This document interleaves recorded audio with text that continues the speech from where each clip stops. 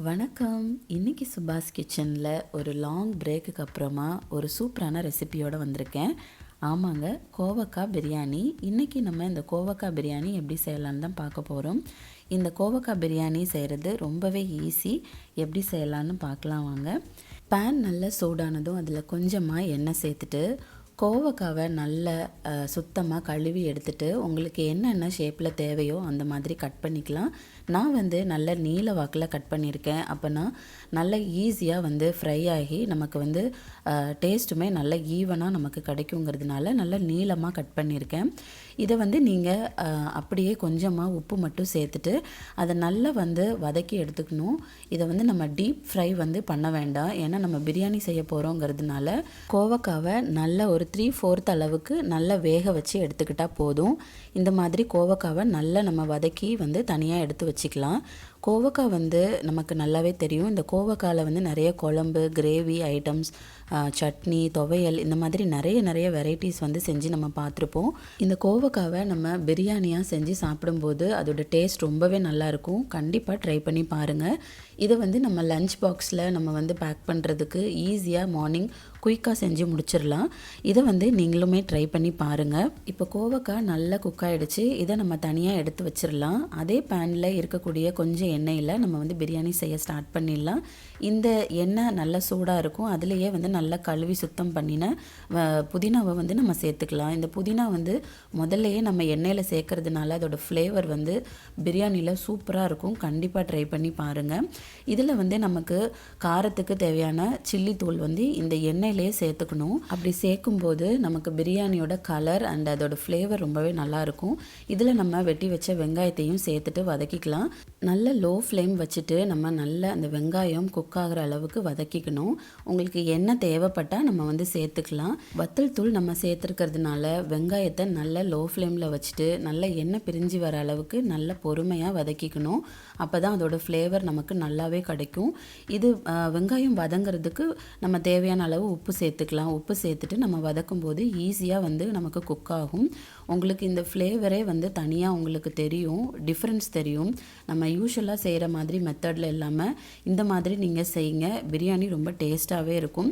இது நீங்கள் வெஜிடபிள் பிரியாணி இல்லை நான்வெஜ் பிரியாணி எது செஞ்சாலுமே நம்ம இந்த மெத்தடை ஃபாலோ பண்ணலாம். ரொம்பவே நல்லாயிருக்கும். இதில் நம்ம இப்போது வெங்காயம் நல்லாவே வதங்கிடுச்சு. இந்த ஸ்டேஜில் இஞ்சி பூண்டு பேஸ்ட்டு சேர்த்துட்டு நல்லா வதக்கி எடுத்துக்கோங்க. இஞ்சி பூண்டு பேஸ்ட்டு அதோட பச்சை வாசனை போகும்போது நல்லா எண்ணெய் பிரிஞ்சு வரும்.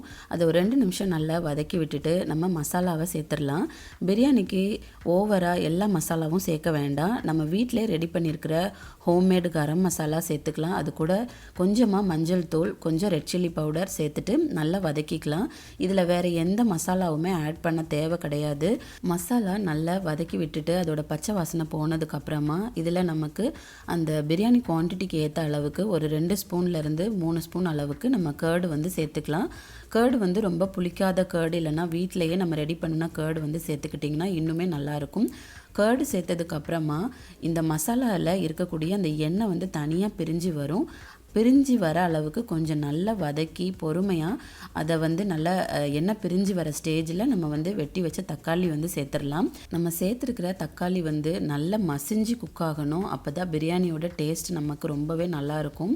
இதில் நம்ம தேவைக்கு, அதாவது ஒரு ஃப்ளேவருக்காக ஒரு 2 பச்சை மிளகாவை சேர்த்துருக்கேன். இந்த பச்சை மிளகாய் நம்ம இந்த ஸ்டேஜில் தான் சேர்க்கணும். ஏன்னா இதை நல்லா நம்ம மூடி வச்சு இதை ஒரு 2 நிமிஷத்துக்கு நல்லா வேக விடணும். இந்த பச்சை மிளகாவோட கலர் லைட்டாக சேஞ்ச் ஆகும். அந்த ஸ்டேஜ் தான் மசாலா நல்லா குக் ஆகிருக்குன்னு நமக்கு தெரியும்.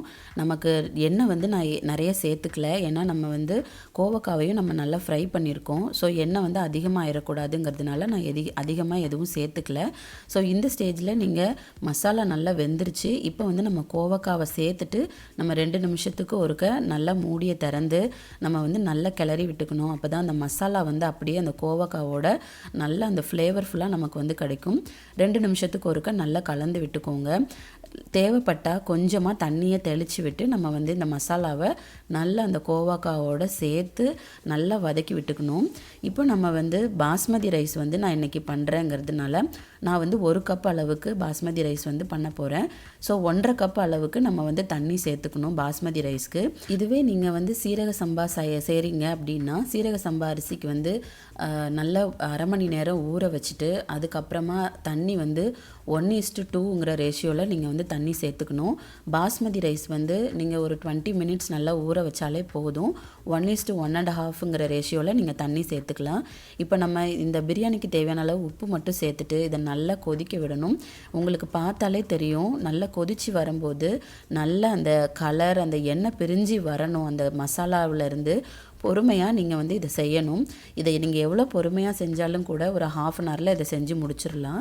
நம்ம வந்து இதை ஃபுல்லாகவே 1 பார்ட், அதாவது நம்ம இதை ஒரு தம் ப்ராசஸில் தான் நம்ம வந்து இதை செய்ய போகிறோங்கிறதுனால இது ரொம்ப ஈஸியாகவே இருக்கும். இதில் நம்ம ரைஸ் வந்து நான் ஏற்கனவே சொன்ன மாதிரி ஒரு 20 மினிட்ஸ் நல்லா ஊற வச்சு இது கூட சேர்த்துட்டு நான் வந்து பட்டாணியும் சேர்த்துருக்கேன். இது வந்து ஆப்ஷனல் தான், உங்களுக்கு தேவைன்னா நீங்கள் சேர்த்துக்கலாம். இப்போ இதை நல்லா ஒரு 2 நிமிஷத்துக்கு நல்லா கிளறி மூடி வச்சுட்டு நீங்கள் பார்த்தீங்கன்னா அந்த அரிசி வந்து நல்லா குக் ஆகணும். இதை நல்லா மிக்ஸ் பண்ணிவிட்டு 1 நிமிஷத்துக்கு ஒருக்க நீங்கள் நல்லா கிளறி விட்டுட்டே இருக்கணும். ஏன்னா தண்ணியோட குவான்டிட்டி வந்து நீங்கள் ஃப்ளேம் வந்து மீடியம் டு லோ ஃப்ளேம் வச்சிட்டிங்கன்னா தண்ணி வந்து ஈஸியாக நமக்கு வந்து எவாப்ரேட் ஆகாது. ஸோ ஈஸியாக வந்து ரைஸ் வந்து குக் ஆகும். அதனால 2 நிமிஷத்துக்கு ஒருக்க நல்லா மூடி வச்சு குக் பண்ணிக்கோங்க. இப்போ இந்த ஸ்டேஜில் ரைஸ் வந்து ஒரு ½ குக் ஆகிருக்கு. இந்த ஸ்டேஜில் நம்ம தேவையான அளவு நெய் வந்து சேர்த்துக்கணும். இந்த நெய் வந்து இந்த ஸ்டேஜில் சேர்த்திங்கன்னா நல்ல ரைஸ் கூட சேர்ந்து நமக்கு டேஸ்ட் வந்து ரொம்பவே நல்லா இருக்கும். நீங்கள் வந்து லிட்டு வந்து க்ளோஸ் பண்ணி வச்சுட்டு நீங்கள் அப்பப்போ செக் பண்ணிக்கிட்டிங்கன்னா போதும். ஏன்னா அந்த அரிசி வந்து கீழே ஒட்டாமல் வரணும். அதனால் நீங்கள் உங்களுக்கு தண்ணி தேவைப்பட்டால் கூட நம்ம வந்து கொஞ்சம் ஆட் பண்ணிக்கலாம், ஒன்றும் தப்பு கிடையாது. ஏன்னா இது வந்து ஒரு 1 பார்ட் பிரியாணிங்கிறதுனால தேவைப்பட்டால் நம்ம சேர்த்துக்கலாம். நீங்கள் நல்ல லோ ஃப்ளேம் வச்சுட்டு தான் வந்து இதை குக் பண்ணுறீங்கிறதுனால இது வந்து ஈஸியாக கீழே அடி பிடிக்காது. இந்த ஸ்டேஜில் ரைஸ் வந்து ஒரு ½ குக் ஆகிருக்கு. இன்னும் நம்ம வந்து ஒரு 3/4 குக் ஆகிற அளவுக்கு நம்ம கொஞ்சமாக தண்ணி ஆட் பண்ணிவிட்டு அதை நல்லா மூடி வச்சுட்டு அதே மாதிரி நீங்கள் கலந்து விட்டுக்கோங்க. இப்போ ரைஸ் வந்து நல்லா ஒரு 3/4 அளவுக்கு நல்லா குக் ஆகிடுச்சு. இந்த ஸ்டேஜில் வந்து தண்ணி வந்து ஃபுல்லாக ட்ரைன் அவுட் ஆகாமல் ஓரளவுக்கு கொஞ்சமாக இருக்கணும். அந்த ஸ்டேஜில் மேலே வந்து நம்ம வெட்டி வச்ச மல்லித்தலையை நம்ம சேர்த்துக்கலாம் ஃப்ளேவருக்கு. இதை வந்து ஒரு நல்ல ஹெவி வெயிட் ஒரு இரும்பு பேன் வந்து வச்சுட்டு அதுக்கு மேலே இந்த பேனை வந்து வச்சுட்டு மூடி வச்சுட்டு ஒரு லோ ஃப்ளேமில் ஒரு 5 நிமிஷத்துக்கு நல்லா அப்படியே விட்டுடுங்க. நீங்கள் இதை எந்த ஸ்டேஜில் வேணும்னாலும் இதை ஓப்பன் பண்ணி நீங்கள் இதை மிக்ஸ் பண்ணி விட்டுக்கலாம். அவ்வளோதாங்க, இந்த பிரியாணியோட ப்ராசஸ் முடிஞ்சிருச்சு. இனிமேல் நம்ம அந்த ரைஸ் வந்து நல்லா அந்த தம்மில் வச்சுட்டு அது நல்லா வெந்துருச்சான்னு பார்க்கக்கூடியது மட்டும்தான் பேலன்ஸ் இருக்குது. ஸோ 1 நிமிஷத்துக்கு ஒருக்க நீங்கள் அதை கிளறி விட்டுட்டு நீங்கள் அதை வந்து ரைஸ் நல்லா குக் ஆகிடுச்சுன்னா மட்டும் பார்த்துக்கலாம்.